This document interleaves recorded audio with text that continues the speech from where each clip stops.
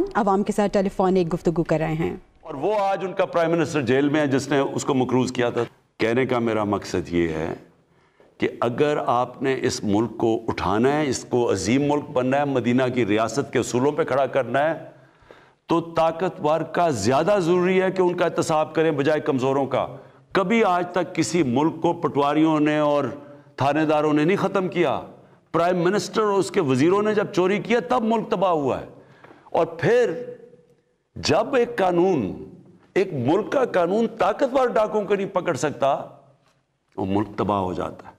تو یہ جو آج آپ یہ سارے ملک کے بڑے بڑے ڈاکو اکٹھے ہو کے ان یونین بنا کے اور میرے پہ پریشر ڈال رہے ہیں 2.5 سالوں سے کہ جی ہمیں NRO دے دو۔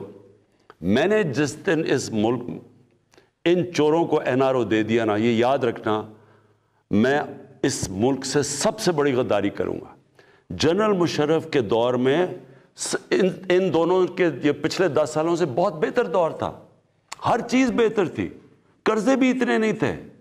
جنرل مشرف کے دور میں قرضے اتنے نہیں چڑھے جو ان 10 سالوں میں انہوں نے 4 گنا پاکستان کا قرضہ چڑھایا۔ لیکن اس نے جو ان 2 بڑے ڈاکوں کو 2 NRO دیے، وہ آج ہم بیٹھے ہوئے ہیں جو بھگت رہے ہیں۔ وہ 4 گنا زیادہ جو قرضہ چڑھایا ان 10 سالوں کے اندر، وہ آج ہم کیسے بھگت رہے ہیں؟ جو ہم پیسہ اکٹھا کرتے ہیں آدھا پیسہ چلا جاتا ہے ان کے لیے ہوئے قرضوں کے سود دینے پہ۔ تو ملک کیسے چل سکتا ہے؟ اور یہ صرف اور صرف جنرل مشرف نے سب سے بڑا ظلم کیا اس ملک پہ کہ وہ 2 لوگ جو کہ سب سے بڑے، جن کی ثابت ہوگی کرپشن، یہ جو براڈ شیٹ ہے یہ کیا چیز ہے کہ اس کے اندر پتہ چل گیا ان کے پیسے، ان کو NRO دے کے دونوں کو NRO دے دیا، سر محل اس کو NRO دے دیا، پیسے پاکستان آنے تھے، NRO دے کے وہ بھی آصف زرداری نے پیسے رکھ لیے۔ 60 ملین سوئٹزرلینڈ میں پڑے ہوئے تھے، وہ اس کو پاکستان کو آنے تھے، وہ NRO دے کے وہ اپنی جیب میں۔ سارا یہ جو حدیبہ پیپر ملک سارا اوپن اینڈ شٹ کیس تھا، NRO دے کے، اور وہ جو اس کی بار پراپرٹیز پکڑی براڈ شیٹ میں وہ ساری معاف ہو گئی۔ تو نقصان کس کو ہوا؟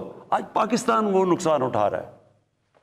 جی اگلے کالر ہے وہاڑی سے عظمت علی۔ جی عظمت۔ جی جناب وزیر اعظم صاحب السلام علیکم۔ وعلیکم السلام۔ سر ہر ماہ میں 2 دفعہ پیٹرولیم مشروعات بڑھ جاتی ہیں، جس کی وجہ سے ہر چیز پہ مہنگائی آ جاتی ہے۔ جو دہاڑی دار طبقہ، جو مطلب کہ چھوٹا کسان ہے، وہ اس چکی میں پس رہا ہے، کوئی شفقت کی جائے اس پہ۔ دیکھیں یہ سب سے تکلیف دہ چیز ہے، مہنگائی، اور مجھے اس چیز کا پورا احساس ہے کہ اس وقت ہمارے لوگوں کے اوپر ایک مشکل وقت آیا ہوا ہے مہنگائی کی وجہ سے۔ لیکن یہ بھی ضروری ہے آپ سب کا کہ سمجھنا کہ یہ مہنگائی ہوتی کیوں ہے۔ میں اگر ہر ہفتے میٹنگ لیتا ہوں مہنگائی کی، ایک چیز دیکھتا ہوں کہ کون سی چیز کی قیمت کیوں چڑھ رہی ہے، تو یہ سوچیں کہ اگر مجھے اتنی یہ اس کے یعنی میرے ذہن پہ یہ اتنا پڑا ہوا ہے تو یہ کیوں نہیں، یہ مہنگائی ہے کیا، ہوتی کیوں ہے؟ تو یہ میں ذرا چاہتا ہوں کہ آج آپ سب سمجھ لیں۔ دیکھیں مہنگائی کی سب سے بڑی وجہ کیا ہوتی ہے؟ اس کی سب سے بڑی وجہ یہ ہوتی ہے کہ جب ہمارا روپیہ گرتا ہے۔ اور روپیہ کیوں گرتا ہے یہ بھی پہلے آپ سمجھ لیں۔ روپیہ اس لیے گرتا ہے کہ جب آپ ملک میں جو ڈالرز آ رہے ہیں وہ کم ہیں اور ملک سے ڈالر باہر زیادہ ہیں، جو جا رہے ہیں وہ زیادہ ہیں۔ یہ کیوں منی لانڈرنگ اتنی بری، یہ اتنا بڑا ہمارے لیے عذاب بنا ہوا ہے؟ ایک اندازے کے مطابق، اور میرے خیال میں سے زیادہ پیسہ باہر جاتا ہے، جو امریکہ کا جو اسٹیٹ ڈپارٹمنٹ ہے اس نے ایک پیپر چھاپا تھا غالباً کوئی 8-9 سال پہلے کہ 10 ارب ڈالر ہر سال پاکستان سے باہر جاتا ہے منی لانڈرنگ ہو کے، یعنی چوری ہو کے نا، یہ چوری کا پیسہ 10 ارب ڈالر باہر جاتا ہے۔ پھر اگر ہماری امپورٹس اور ایکسپورٹس، مثلا جو چیزیں ہم دنیا کو ایکسپورٹ کر رہے ہیں وہ کم ہیں اور امپورٹ زیادہ ہیں، تو ظاہر ہے کہ وہ جب ڈالر کم ہوں گے ڈالر اوپر چلا جائے گا، روپیہ نیچے آ جائے گا۔ تو پہلے یہ سمجھیں کہ روپیہ گرتا کیوں ہے۔ جب ہمیں حکومت ملی تو جو اس ملک کے اندر امپورٹس تھیں، جو ڈالر ملک سے باہر جا رہے تھے، وہ 60 ارب ڈالر تھے، اور ایکسپورٹس جس سے ملک میں ڈالر آنے تھے وہ 20 ارب ڈالر تھی. پاکستان کی تاریخ کا سب سے بڑا یہ خسارہ تھا جس کو ٹریڈ گیپ کہتے ہیں. اور جو کرنٹ اکاؤنٹ ڈیفیسٹ تھا, یعنی کہ جو ٹوٹل ڈالر ملک سے باہر جاتے ہیں اور اندر آتے ہیں, یعنی جو ہم ریمیٹنسز بھی شامل کر لیں, تو وہ 20 ارب ڈالر تھا, جو سب سے زیادہ پاکستان کی تاریخ کا خسارہ تھا. اس سے کیا ہوا, جیسے ہماری حکومت آئی پریشر پڑ گیا روپے پہ, اور پچھلی حکومت نے اربوں ڈالر خرچ کیا تھا روپے کو اوپر رکھنے کے لیے. وہ کیا کرتے ہیں, جب روپے پہ پریشر پڑتے ہیں تو آپ ڈالر پھینکنے شروع ہو جاتے ہیں مارکیٹ میں. تو ہمارے پاس ڈالر ہی نہیں تھے مارکیٹ میں پھینکنے کے لیے, کیونکہ ہمارے پاس ریزروز ہی نہیں تھے. ہم بلکہ جو ہمیں قسطیں دینی تھی باہر وہ بھی نہیں ہم دے پا رہے تھے, تو لہٰذا روپے نے گرنا تھا. تو میں صرف آپ کو اب یہ سمجھانا چاہتا ہوں پہلے تو کہ روپیہ کتنا گرا. ہمارے دور پہ روپیہ گرا 24.1%, اور ہمارے دور میں کہہ رہا ہوں 18-19 میں, 2018 اور 19 میں جو روپیہ گرا ہمارے دور میں گرا 24.1%. ہمارے سے پہلے بھی روپیہ گرا تھا, وہ گرا تھا جب پیپلز پارٹی آئے. جب پیپلز پارٹی آئے تو روپیہ گرا 25.5%, 2008-9 میں. 2008 جب ان کا روپیہ گرا تو جو سی پی آئی, اور یہ سارے آپ دیکھ سکتے ہیں اسٹیٹسٹکس, جو کنزیومر پرائس انڈیکس جسے کہتے ہیں, جو بتاتا ہے کہ کتنی مہنگائی ہوئی, وہ 17% تھی. اور ہمارے 18-19 میں جب 24.1% روپیہ گرا تو 7.3% تھی. اور یہ آپ دیکھ سکتے ہیں, یہ بیورو آف اسٹیٹسٹکس کے اندر یہ لکھا ہوا بتایا ہوا ہے آپ کو. اب یہ کیوں, اب جب یہ روپیہ گرتا ہے تو کیا ہوتا ہے, پہلے یہ سمجھیں. سب سے پہلے تیل مہنگا ہو جاتا ہے. تیل مطلب پٹرول اور ڈیزل مہنگا, اس کا مطلب ٹرانسپورٹ مہنگی. اس کے بعد بجلی مہنگی, کیونکہ آدھی بجلی بنتی ہے تیل سے, اور پھر جو باقی بجلی کے کانٹریکٹ سائن کیے ہوئے ہیں وہ سارے ڈالرز میں کیے ہوئے ہیں. تو جیسے ہی روپیہ گرا, جو ڈالر کی چیزیں ساری مہنگی ہو گئی. پھر جو ہم چیزیں امپورٹ کرتے ہیں, سب سے پہلے گھی, تقریباً سارا گھی ہم امپورٹ کرتے ہیں باہر سے, وہ مہنگا. چائے مہنگی, چائے باہر سے امپورٹ کرتے ہیں. پھر دالیں مہنگی, جو عام آدمی بیچارہ کھاتا ہے, تقریباً 70% دالیں باہر سے ہم امپورٹ کرتے ہیں, وہ مہنگی ہو گئی. تو جب بجلی مہنگی ہوئی مزید اور چیزیں مہنگی ہو گئی. پھر گیس, اب آدھی گیس ہماری جو ہم پاکستان میں گیس نکلتی ہے وہ کم ہوتی جا رہی ہے. جو باہر سے ہم گیس لیتے ہیں وہ مہنگی ہے, تو جب وہ گیس بھی مہنگی ہو گئی. تو ساری چیزیں مہنگی ہو جاتی ہیں جب آپ کا روپیہ گرتا ہے. اس لیے ہماری گورنمنٹ پوری کوشش کر رہی ہے پاکستان میں ایکسپورٹ بڑھانے کی, اور مجھے بڑی خوشی ہے کہ پچھلے مہینے ریکارڈ ایکسپورٹس بڑھی ہیں ہماری. جب تک ہماری ایکسپورٹس نہیں بڑھیں گی, اور اللہ کا شکر ہے ریکارڈ ریمیٹنسز بڑھی ہیں, یعنی کہ جو باہر پاکستانی بینکوں کے تھرو پیسے بھیجتے ہیں وہ بھی بڑھی ہیں. اور اس کی وجہ سے 17 سال کے بعد پاکستان کا 5 مہینے مسلسل, جس کو کرنٹ اکاؤنٹ کہتے ہیں, کہ ہم جتنے ہمارے ڈالر آ رہے ہیں اندر اور ہمارے ڈالر باہر جا رہے ہیں, ہم نے اس کو بیلنس کر لیا. ہمارا خسارہ ختم کر دیا ہم نے, کیونکہ ہم نے ایکسپورٹس بھی بڑھائی ہیں اور ہماری ریمیٹنسز بھی بڑھی ہیں, اور ہمارا ملک صحیح راستے پہ لگ گیا ہے. تو اور اگلی چیز جو ہم نے کرنی ہے انویسٹمنٹ ملک میں لے کے آنی ہے, وہ تیسری چیز ہے. تو جیسے جیسے ہم اب قدم اٹھا رہے ہیں, ڈالرز ہمارے ملک میں زیادہ آئیں گے, ہمارا روپیہ سٹرونگ ہو جائے گا. جب روپیہ ٹھیک ہوگا تو یہ آپ کا سب سے بڑا مہنگائی کا مسئلہ تب ختم ہوگا. 2 اور چیزیں ہمیں مسئلے ہوئے.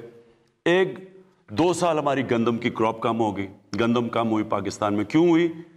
یہ موسم کی تبدیلی کی وجہ سے بارشیں اس ٹائم پہ ہو گئیں جب گندم کو ہم نے کٹائی کا ٹائم تھا.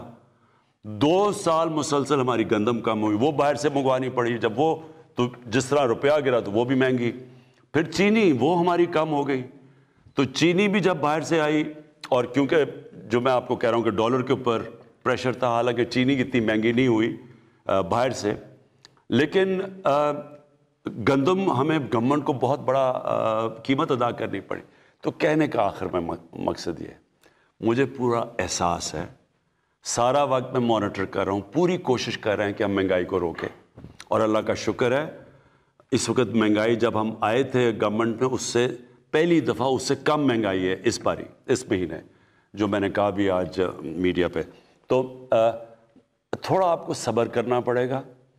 ایک برے معاشی حالات میں، ایک مقروض ملک میں جس نے قرضے لیے ہوئے تھے، آہستہ آہستہ جیسی ہماری معیشت ٹھیک ہوگی انشاءاللہ اس کے اوپر مکمل قابو پا لیں گے. جی، کالز کا سلسلہ جاری ہے. آپ پرائم منسٹر پاکستان عمران خان سے بات کر رہے ہیں. کون بات کر رہی ہیں، کہاں سے؟ جی، میں بادشاہ بات کر رہی ہوں، آئرلینڈ سے. جی، کیا سوال ہے آپ کا پرائم منسٹر سے؟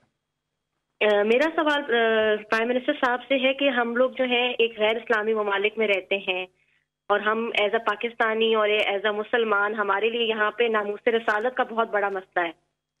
ہم لوگ ان سے ہمارا یہ ہے کہ 1 ارب سے زائد مسلمانوں کی جو ہے نبی صلی اللہ علیہ وسلم کے ساتھ محبت کو بار بار آزمایا جاتا ہے، جس سے تمام مسلم ممالک میں اشتعال پیدا ہو جاتا ہے. اس حوالے سے میرا ان سے سوال ہے کہ ہم لوگ آواز تو اٹھاتے ہیں، لیکن کیا تمام مسلم ممالک مستحق ہو کے ایک مشترکہ رائے عملی اختیار کر سکتے ہیں؟ کیا پرائم منسٹر صاحب دیگر مسلم ممالک کے سربراہان سے اس معاملے میں رابطے میں ہیں کہ نہیں؟ دیکھیں، میں یہ پہلے بھی جواب دے بیٹھا ہوں، اب پھر آپ کو کہتا ہوں، جب تک مسلمان دنیا مل کے اس کا پریشر نہیں ڈالے گی مغرب ممالک کے اوپر، یہ مشکل رہے گا ہمارے لیے کہ وہ اس کے پیچھے چھپ جاتے ہیں کہ جی آزادی رائے، کہ جی ہماری آزادی رائے ہے. لیکن مجھے ابھی بھی میں آپ کو بتا دوں کہ کبھی بھی ان کو اس چیز کا اتنا احساس نہیں ہوا جتنا آج کل ہوا، کیونکہ جب سے ہم نے اٹھایا، اور مجھے فخر ہے اس کا کہ پاکستان سب سے زیادہ اس نے اس چیز کو اٹھایا ہے. ساتھ ساتھ اسلاموفوبیا، جو آپ مغرب میں رہتے ہیں آپ کو پتہ ہے کہ کس طرح کی وہاں اسلام کے خلاف پروپیگنڈا اور اسلاموفوبیا سے بڑے ہمارے لوگوں کو مشکل وقت سے گزرنا پڑتا ہے. لیکن اس کا صرف حل ایک ہی ہے، ہم آہستہ آہستہ، اور میری پوری کوشش ہوگی کہ مسلمان ممالک کو میں اکٹھا کروں اور اس چیز کے اوپر، اور پریزیڈنٹ اردوغان نے پورا ہمارے ساتھ، میرے ساتھ انہوں نے سٹینڈ لیا ہوا ہے.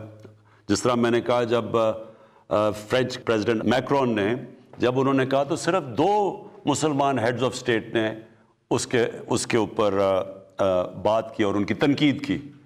تو اس لیے انشاءاللہ ہماری کوشش ہے کہ اور زیادہ لوگوں کو اکٹھا کریں گے. مجھے پورا یقین ہے کہ یہ کیمپین میں انشاءاللہ ہم کامیاب ہو جائیں گے. جیسے ان کو یہ پتہ چلے گا کہ جس وقت وہ کوئی بھی ان کے ملک میں اس طرح کی حرکت کرے گا، ایک دم 50 مسلمان ملکوں سے ریاکشن آئے گا، تب یہ ایشو ختم ہوگا. 0519210809 پر آپ کی کالز کا سلسلہ جاری ہے. اگلے کالر ہمارے ساتھ کون ہے؟ جی السلام علیکم. ہلو. جی السلام علیکم. جی میں عباس مرزا بول رہا ہوں ٹورانٹو سے. جی میں وزیر اعظم پاکستان سے بات کر سکتا ہوں؟ جی آپ کر رہے ہیں. جی السلام علیکم وزیر اعظم پاکستان عمران خان صاحب، کیسے ہیں آپ سر؟ جی مہربانی. آپ کا بہت بہت شکریہ، آپ نے کال لی. میں آپ سے ایک سوال کرنا چاہتا ہوں. آپ نے فرمایا کہ فورن فنڈنگ کیس میں اپوزیشن والے خود پھنس گئے ہیں، اس کی وضاحت فرمائیں گے اور یہ بھی بتائیں گے کہ آپ کا فورن فنڈنگ کا کیا معاملہ ہے؟ کیا آپ نے بھی کسی سے پیسے لیے ہیں؟ حقیقت کیا ہے؟ پلیز اگر آپ بتا سکیں تو. یہ بڑا اچھا کہ آپ نے یہ سوال پوچھ لیا کہ وہ ایک بڑی اچھی ایک سینگ ہے، ایک پنجابی کی سینگ ہے کہ گیدڑ کی جب موت آتی ہے تو شہر کی طرف بھاگتا ہے. اب انہوں نے فورن فنڈنگ کا کیس ہمارے اوپر کر دیا کہ جی فورن فنڈنگ آئی ہے پاکستان پی ٹی آئی میں، تو انہوں نے تو بڑا اپنے آپ کو عذاب میں ڈال لی ہے، اور میں وہ بتاتا ہوں کیوں. دیکھیں، مجھے آج سے تقریباً 31 سال پہلے میں نے فنڈ ریزنگ شروع کی تھی شوکت خانم کی. تو میں تو پاکستان کا وہ فنڈ ریزر ہوں جس نے پاکستان کی تاریخ میں سب سے زیادہ پیسہ اکٹھا کیا. آج بھی اکٹھا کر رہا ہوں شوکت خانم کے لیے، نمل یونیورسٹی کے لیے. تھوڑا مشکل ہے جب سے پرائم منسٹر بنا ہوں، لیکن اس سے پہلے تو میں سب سے زیادہ پیسہ اکٹھا کرتا تھا پارٹی کے لیے بھی. تو کیونکہ مجھے سمجھ تھی فنڈ ریزنگ کیا ہے، ہماری پارٹی واحد پارٹی ہے جس نے پولیٹیکل فنڈ ریزنگ کی ہے. پولیٹیکل فنڈ ریزنگ کیا ہوتی ہے کہ ہم باقاعدہ ڈنرز کرتے تھے، ڈنرز پہ لوگ آتے تھے، ان لوگوں سے پھر ہم ان کو بتاتے تھے کہ پارٹی کیا کرنا جا رہی ہے، اور پھر وہ پیسے دیتے تھے. اور اس میں بہت بڑا ہاتھ اوورسیز پاکستانیز کا تھا. میں نے اوورسیز پاکستانی سے جب شوکت خانم کے لیے شروع میں پیسے اکٹھے کیے آج سے 20-25 سال پہلے, تو سب سے زیادہ اوورسیز پاکستانی نے مجھے پیسے دیے تھے. اور میرا انٹریکشن اوورسیز پاکستان سے کیوں زیادہ تھا؟ کیونکہ کرکٹ کے ذریعے میں ساری دنیا پھرتا تھا اور ادھر اوورسیز پاکستانی ملتے تھے مجھے. تو لہٰذا ہمارا جو پیسہ اکٹھا ہوا یہ بالکل پولیٹیکل فنڈ ریزنگ سے, اور ہمارے پاس وہ واحد پاکستان کی تاریخ کی پارٹی ہے, 40,000 ڈونرز کے ہمارے پاس ایڈریسز اور پتہ اور فون نمبرز ہیں کہ آج وہ 40,000 ڈونر جنہوں نے ہمیں پیسے دیے ہیں, آپ کسی کو بھی کال کر کے پوچھ سکتے ہیں کہ جی آپ نے پیسے دیے یا نہیں. اب یہ پارٹیز ہیں, میں ان کو چیلنج کرتا ہوں کہ یہ 100 ڈونرز کے نام مجھے دے دیں. ہمارے 40,000 ہیں نا, یہ آپ کو 100 ڈونرز کے نام نہیں دے سکیں گے, کیونکہ انہوں نے فنڈ ریزنگ جیسے کی ہے وہ میں جانتا ہوں کیسے کی ہے. ایک تو یہ جو بڑے بڑے قبضہ گروپ انہوں نے پالے ہوئے تھے, ان سے پیسے لیتے تھے. یہ جو قبضہ گروپوں کے گھر گر رہے ہیں نا بڑے بڑے آپ دیکھ رہے ہیں, یہ سارے گورنمنٹ نے پالے ہوئے تھے. ان کو پناہ دے رہے تھے یہی پولیٹیکل پارٹیز. یہ نون لیگ کے نیچے بڑے بڑے قبضہ گروپ خود ان کو پناہ دیتے تھے, پولیس ان کو ہاتھ نہیں لگا سکتی تھی. اب یہ جس کا بھی گھر گرائے, یہ اور بھی سیاستدانوں کے گھر گرائے ہیں, یہ لینڈ رجسٹری میں ان سب کے وہ بتایا ہوا ہے کہ زمین کون سی ہے, کس کی زمین ہے. یہ کوئی اس طرح کوئی گورنمنٹ نہیں کر رہی, یہ عدالت میں جا کے بتا سکتے ہیں کہ جی یہ زمین میری ہے. تو وہ عدالت کے اندر ہمارے پاس ان کی پہلے انکوائری کی گئی, چیک کیا گیا, یہ جو ساری زمینیں ہیں یہ انہوں نے گورنمنٹ کی قبضہ کیے ہوئے ہیں, جن کے اوپر بلڈوزر لگے ہوئے ہیں اب. اور یہ وہ لوگ تھے, کیوں ان کو پالتے تھے, ان کو پیسے دیتے تھے, فنڈز دیتے تھے, ان کے گھر کے خرچے دیتے تھے, کیونکہ یہ جو پیسہ بناتے تھے ان کی پارٹی فنڈنگ کرتے تھے, ان کے جلسے جلوس کرتے تھے, جدھر قیمے کے نان ان کو دینے پڑتے تھے وہ بلانے کے لیے اپنے لوگوں کو. تو میں اس لیے کہہ رہا ہوں کہ یہ اب اس کو الیکشن کمیشن کو منطقی انجام تک پہنچانا چاہیے. ایک تو ان کے پاس ڈونر بیس ہی نہیں آپ کو نظر آئے گا. دوسری چیز, جہاں تک جو فورن فنڈنگ کا اصل تو مقصد یہ ہے کہ کوئی باہر کی حکومت آپ کو پیسے نہ دے کوئی, اور کیونکہ وہ اگر آپ کو پیسے دے گی اور آپ پاور میں آئیں گے, آپ کو وہ انفلوئنس کر سکتی ہے, آپ کی فورن پالیسی افیکٹ کر سکتی ہے. یہ بھی اگر تحقیقات کی جائے کہ کیا ان کو فارنرز نے پیسے دیے یا نہیں دیے, کیا وہ جو فضل الرحمان ہے وہ بتا سکتا ہے کہ اس کو اتنی دیر اس نے پارٹی کیسے چلائی ہے, کیا وہ یہ کہہ سکتا ہے کہ مجھے کسی لیبیا نے نہیں پیسے دیے, کیا نواز شریف کہہ سکتا ہے کہ اسامہ بن لادن سے اس نے پیسے نہیں لیے بے نظیر کی گورنمنٹ گرانے کے لیے. بے نظیر کی سٹیٹمنٹ ہے اس کے اوپر, اس نے کتاب میں لکھا ہوا ہے. خالد خواجہ جنہوں نے پیسے دیے تھے نواز شریف کو اسامہ بن لادن سے, اس نے ایفیڈیوٹ دیا ہوا کہ میں نے اسے پیسے دیے تھے. تو یہ تو خود پھنس گئے ہیں. جی اگلے کالر ہمارے ساتھ ہیں عارف والا سے ارشاد صاحب. جی السلام علیکم عارف صاحب. کیا ارشاد صاحب کیا سوال ہے آپ کا؟ وعلیکم السلام فیصل بھائی جان, کیا حال ہے سر, خیریت؟ جی آپ پرائم منسٹر صاحب سے مخاطب میں بات کیجیے گا. ٹھیک ہے جی. وزیر اعظم صاحب, آپ ہمارے ہیرو ہیں, آپ سے بہتر کرکٹ کو کوئی نہیں جانتا, لیکن جب ہم پی سی بی کی کارکردگی کو دیکھتے ہیں تو نہایت شرمندگی ہوتی ہے. سر جب آپ کی حکومت آئی تو ہمیں امید تھی کہ پی سی بی میں بہتری آئے گی. پرائم منسٹر صاحب برائے مہربانی پی سی بی کو کوئی ایسا بندہ دیں جس سے اس کی کارکردگی بہتر ہو سکے. شکریہ سر. دیکھیں میں کئی دفعہ حیران ہوتا ہوں کہ سارے سمجھ رہے تھے جب ہم آئی ہے گورنمنٹ کہ جی آج گورنمنٹ آئی ہے اور ایک دم سب کچھ ٹھیک ہو جائے گا. یہ ویسے فیری ٹیلز میں ہو سکتا ہے کہ ایک میرے پاس جادو کا ڈنڈا, میں ایسے کروں سارا ملک ہی ٹھیک ہو جائے ایک دم. دیکھیں یہاں ملک میں کئی چیزیں بگڑی ہیں, 50 سال لگے ہیں بگڑنے میں, کئی 30 سال میں بگڑی ہیں کئی, اور پچھلے جو یہ 2 بڑے بڑے اس ملک کے بڑے ڈاکوؤں نے جو 10 سال گزارے ہیں, کئی تباہی, اور اصل تباہی ان 10 سالوں میں آئی ہے. ادارے تباہ ہوئے ہیں, پی آئی اے, اسٹیل مل, یہ جو سارا پاور سیکٹر ہے, یہ آپ دیکھیں تو صحیح کہ کیسے کیسے تباہ کیے گئے ہیں. اور اس کو ٹھیک کرنے میں صبر کرنا پڑے گا قوم کو. دیکھیں میں آپ کو ایک مثال دیتا ہوں. ہم نے ایک ہاسپٹل بنایا پختونخوا میں, شوکت خانم, دوسرا شوکت خانم کا ہاسپٹل, اور انشاءاللہ تیسرا شروع ہو گیا کراچی میں. میں آج آپ کو گارنٹی کرتا ہوں کہ پاکستان کے انٹرنیشنل سٹینڈرڈ کے دونوں ہاسپٹل وہ بن گیا ہے اور یہ بننے جا رہا ہے. وہ کیسے؟ کیونکہ ایک جوائنٹ کمیشن انٹرنیشنل ایک انٹرنیشنل ادارہ ہے جو سرٹیفائی کرتا ہے کہ ہاسپٹل کی کوالٹی کتنی ہے. وہ لوگ بھیجتے ہیں, وہ ایک ہفتہ سارا اپنا ہاسپٹل کی آڈٹ کرتے ہیں اور تب وہ سرٹیفکیٹ ملتا ہے. 4 ہاسپٹل کو پاکستان میں سرٹیفکیٹ ملا ہوا ہے, آغا خان کو, الشفا کو اور 2 شوکت خانم کو. تو وہ 3.5 سال میں وہ شوکت خانم پشاور بنا ہے اور انٹرنیشنل سٹینڈرڈ کا. لیکن ہم جو پشاور کے ہاسپٹلز ٹھیک کرنے کی کوشش کریں, لیڈی ریڈنگ ہاسپٹل اور ان کے خیبر میڈیکل اور جو پرانے ہاسپٹل ہیں, وہ بڑا مشکل کام ہے, ٹائم لگ رہا ہے, دیر لگتی ہے, کیونکہ سسٹم سارے ٹھیک کرنے ہوتے ہیں, بری عادتیں پڑی ہوتی ہیں. پھر گورنمنٹ کے ہاسپٹل ہیں, وہ قانون آ جاتا ہے, وہ سٹے آرڈرز آ جاتے ہیں. تو ایک نیا ہاسپٹل بنانا آسان ہے اور انشاءاللہ کراچی کا ہاسپٹل شروع ہو گیا ہے.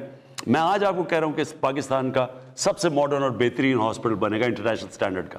لیکن پرانے سسٹم کو ٹھیک کرنا ٹائم لگتا ہے. اب پنجاب پولیس ہے, کہتے ہیں جی پنجاب میں دیکھیں ڈکیتیاں, یہ ہو گیا وہ ہو گیا. اب پنجاب پولیس ایک دن میں تو نہیں خراب ہوئی, یہ 2 سالوں میں تو نہیں ہوئی. پنجاب پولیس کے اوپر ایک رپورٹ ہے لاہور ہائی کورٹ میں 1993 کے اندر رپورٹ تھی. آئی جی عباس خان نے لاہور ہائی کورٹ نے پوچھا جی کہ کیوں اتنی زیادہ پنجاب پولیس کیوں نہیں ٹھیک پرفارم کر رہی, کرپشن کیوں اتنی زیادہ ہے. تو آئی جی عباس خان نے پوری ایک رپورٹ دی. اس رپورٹ کا ایک پیراگراف ہے, انہوں نے کہا کہ 25,000 لوگ میرٹ کے بغیر بھرتی کیے گئے. یہ میں 93 کی بات کر رہا ہوں کہ اس دور میں, اور اس میں پیسے لے کے پولیس والوں کو بھرتی کیا گیا. اور پھر ایک سینٹنس کہتا ہے کہ اور کئی لوگوں جو مجرم تھے ان کو پولیس میں بھرتی کیا گیا. تو یہ ایسے نہیں کہ آج آپ سمجھ رہے ہیں کہ ایک دم کوئی آئے گا اور ٹھیک کر دے گا. سسٹمز ٹھیک کریں گے, تھوڑا ٹائم لگے گا, لیکن یہ مطمئن ہو جائیں کہ یہ سارے ہم اداروں کو باری باری ٹھیک کریں گے. اور کرکٹ کیسے ٹھیک ہوگی؟ کرکٹ اس راستے پہ نکل گئی ہے. وہ ایسے ہوگی کہ علاقائی کرکٹ جو میں آج سے 40-50 سال سے لگا ہوا ہوں, علاقائی کرکٹ جو شروع ہو گئی ہے. آپ دیکھتے ہیں کہ جب پشاور کا میچ ہوتا ہے یا پشاور زال میں تو سارا کے پی اس کو دیکھ رہا ہوتا ہے.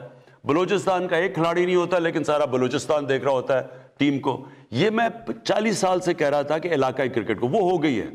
اب ایک کھلاڑی کو ڈیولپ ہوتے ہوئے ٹیم کو تھوڑا ٹائم دیں, لیکن انشاءاللہ آپ دیکھیں گے کہ یہ ٹیم مسلسل بہتر ہوتی جائے گی. جی, آپ کی کالز کا سلسلہ متواتر جاری ہے. سوشل میڈیا پہ پرائم منسٹر صاحب سوالات آئے ہوئے ہیں. یہ عثمان صاحب ہیں, سے ملا جلا سوال ہے جو بھی آپ سے ہوا. عثمان صاحب ہیں, کہتے ہیں فٹنس کے حوالے سے آپ تھوڑی رہنمائی فرمائیے گا کہ آپ خود تو بہت فٹ ہیں, اس کا کیا راز ہے اور آج کل کی روٹین میں آپ کو کیسے ٹائم ملتا ہے؟ آج کل تو بڑا مشکل ہے فٹ ہونا. بلکہ میں دیکھ رہا تھا بشرا بیگم نے ایک وہ ویئنگ مشین دیکھی, تو جب ویئنگ مشین رکھی, میں جب کرکٹ کھیلتا تھا سارا میرا کبھی 185 پاؤنڈ سے زیادہ ویٹ نہیں گیا. تو جب مشین پہ کھڑا ہوا تو 200 پاؤنڈ پہ پہنچ گیا ویٹ. وہ اس لیے کہ 8-8 گھنٹے 9-9 گھنٹے میں کرسی پہ بیٹھتا ہوں اور اتنا ٹائم نہیں ملتا مجھے ایکسرسائز کرنے کا. لیکن دیکھیں, اللہ نے جب سے دنیا بنائی ہے, میں سب کو ایک چیز کہنا چاہتا ہوں, وہ کامیابی تو اس کو دیتا ہے جو محنت کرتا ہے. اللہ نے آپ کو یہ کہا ہوا ہے کہ جسم جو آپ کا ہے یہ اس کی طرف سے ایک نعمت ہے. اب جتنا آپ اس کی نعمت کا دھیان رکھیں گے وہ آپ کو بیماریاں نہیں ہوں گی. اللہ آپ کو صحت دے گا, اور اچھی صحت سے بڑی نعمت کوئی نہیں ہے. لیکن جو ایکسرسائز نہیں کرے گا اور اپنا کھانا صحیح طرح دیکھ کے نہیں کھائے گا تو اس کے مسئلے مسائل ہوں گے. یہاں پہ وقت ہوا ہے ایک بریک کا. کھانا نہیں کھانا اپنے بریک میں. ہم فوراً واپس آ رہے ہیں. کالز کا سلسلہ جاری ہے. آپ کا وزیر اعظم آپ کے ساتھ.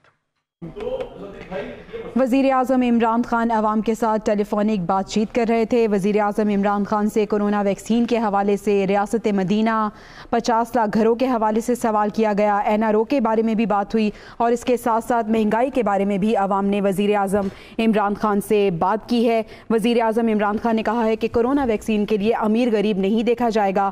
وہ گفتگو کر رہے تھے عوام کے ساتھ.